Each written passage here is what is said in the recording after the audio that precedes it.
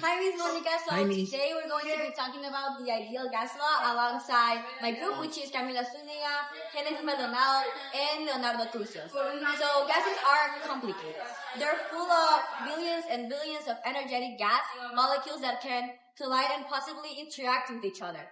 So it's hard to exactly describe a real gas. People created the concept of an ideal gas as an approximation that helps us model and predict the behavior of real gases. The term ideal gas refers to a hypothetical gas composed of molecules which follow one of its rules, which is that the ideal gas molecules do not attract or repel each other. The only interaction between ideal gas molecules would be an elastic collision upon impact with each other, or an elastic collision with the walls of the container, which would be just like the pressure. Another thing that's really important to note about an ideal gas is that it does not lose energy at any time. The energy keeps itself constant.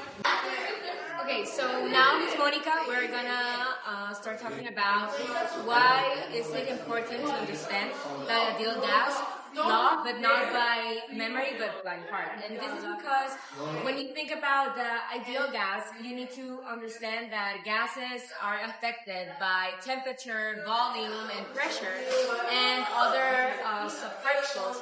And ideal gases, it's like the term that scientists use to say like how a gas can behave perfectly and how they dream a gas could be. And basically they are like feeling that the ideal gas is not affected by anything, so anytime that they want to gather an answer in terms of an equation or something, they use what Dominique explained, that was the ideal constant, and they use this in order to gather the information.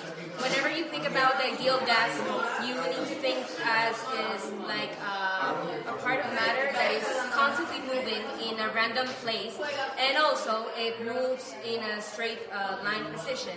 Aside from this, the ideal gas doesn't take into account the volume particles, which it means that the volume particles are not taken into consideration, and the gas can be considered like that. Other term that you need to take in mind is the thermodynamics part of this, because it basically, this theory describes how an ideal gas should behave. So if the ideal gas doesn't follow these characteristics, the ideal gas is not considered like that.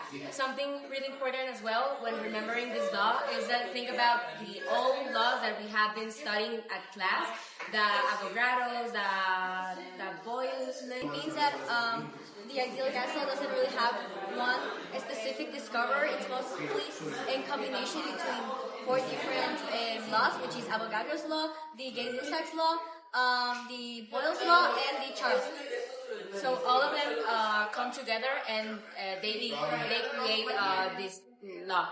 So now our partner Genesis is gonna be explaining the experiment that we have ready for you. We hope you like this.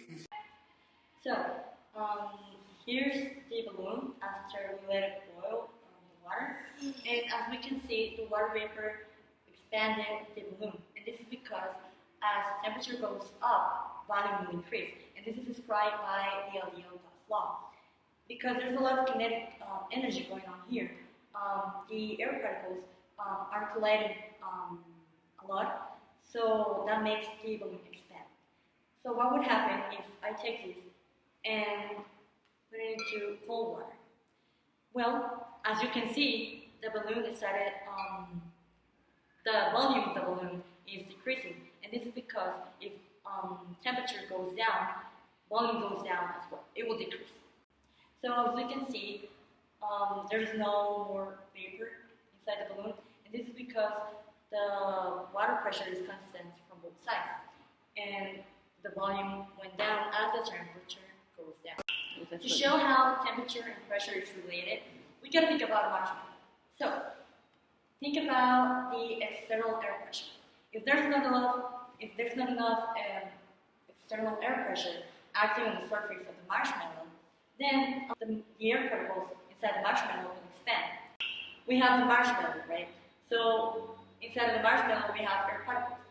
And when the vacuum turns on, the air gets sucked up. And when that happens, the air particles inside the marshmallow expand.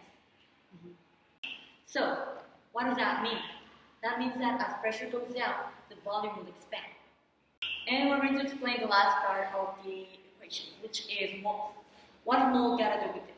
Well, the more moles you have, that means that you have more volume. And that means you're going to feel, let's say, the balloon more. Thank you. Hello, in conclusion, ideal gas law is fundamental to understand behavior of gas in different conditions, okay? To know also, it describes volume, pressure, and temperature. It's important to memorize the formula because we'll be using this formula for the rest of the year. So thank you, Monica, for your help, and thank you, fellow classmates.